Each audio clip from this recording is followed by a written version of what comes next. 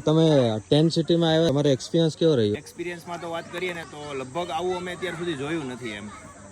Saputara tent city એટલે આમ best place છે જો તમારે અહીંયા સ્ટે કરવા માટે આવવું હોય ને તો એમ. ક્યાંથી આવ્યા તમે? અમે સુરતથી આવ્યા છીએ અને અમે 6 લોકો સાથે આવ્યા છીએ અને 2 નાઇટ અહીંયા સ્ટે કર્યો છે, પણ હજી સુધી અમને કાંઈ બોરિંગ જેવું લાગ્યું નથી એમ.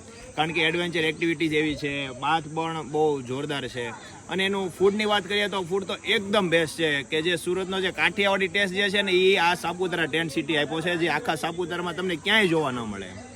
4 ટાઈમનું જે અમે હાઈ ટી લીધી, સવારમાં બ્રેકફાસ્ટ લીધો, બપોરનું લંચ લીધું, સાંજે ડિનર લીધું, પણ એકથી એક વસ્તુ કે જે પ્યોર ને પ્યોર કાઠિયાવાડી ટેસ્ટ જો આપવામાં આવેલો હોય તો એ સાપુતારા ટેન્ટ સિટી દ્વારા છે. બીજી વાત કરીએ તો એમના જે ટેન્ટ જે છે, સર્વિસનો જે સ્ટાફ જે છે, લગભગ અમને ક્યાંય એક પણ વસ્તુમાં કચાશ નથી રાખી.